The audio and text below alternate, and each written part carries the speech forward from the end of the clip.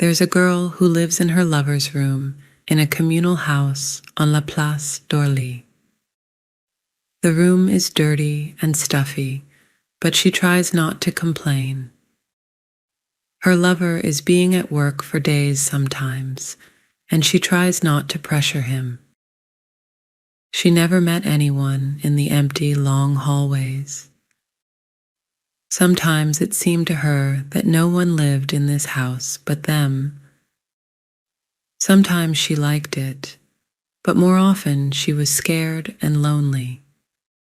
Sometimes she was scared and lonely even during sex, but she tried not to show it. Sometimes her lover let her go for walks. She saw that he did not like her going out, so she tried to go as seldom as possible. During each walk, she was tormented by guilt. She could feel his eyes on her all the time, as if he was always somewhere nearby. She often recalled the moment they first met. She was walking among the ruins of the old church, and he had come up to her and complimented her.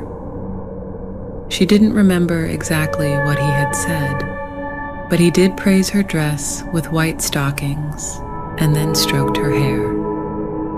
Now he strokes her hair less and less often. Lately, the girl was increasingly tormented by the feeling as if she had forgotten something important. This feeling fed the guilt to be even stronger. Her lover demanded her to tell him about everything, even about what happened during the few minutes of the walk. But this she couldn't discuss with him, since she didn't know what exactly she had forgotten. To realize this, she began to recount all the memories. To do so, she snatched a few pieces of paper and slate from his bag.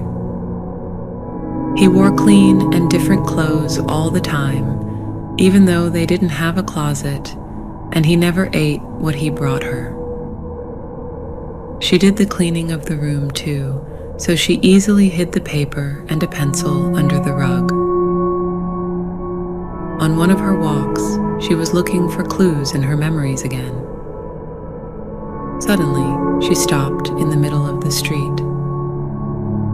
She realized she had no memory of her childhood at all.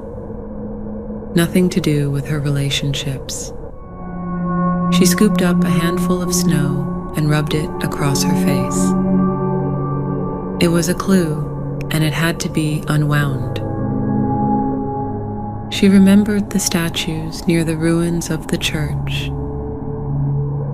They were as tall as a man, but they seemed huge to her. Had she seen them as a child? Had she grown up near this church? She grew up near that church and often walked there. Before each walk, her mother would help her put on white stockings and braid her hair. Now the girl doesn't braid her hair. Maybe that's why he stopped petting. And over her head. Then she touched her shoulders. She squatted down and touched her thighs and calves. She had grown a lot. She wouldn't fit into her old dress now, but it had been just right for her then. She remembered that he had touched her head, shoulders, chest, stomach, thighs, and calves too. Then she asked him, "Are you raping me?" He said no, and she believed him. But now she remembered everything. He had raped her. In her memories, the room was much bigger than it really was. That's because she was a child then. She is no longer a child, but he continues to bring her food and rape her regularly. The girl imagined her room with no windows and no bed. She wondered if she wanted to go back there. It was a difficult question. What would she want now, She wants a beautiful dress with white stockings and to have her hair braided, and to be complimented and have her hair stroked. And she wants to be in warmth. She'd never been out this long. He must be worried about her. And she also wanted to throw away the paper and a pencil. They were pressing against her back and making it hard to sleep. The girl ran her hand through her hair once more and went to the communal house on La Place d'Orly, where she lived with her lover in a small room.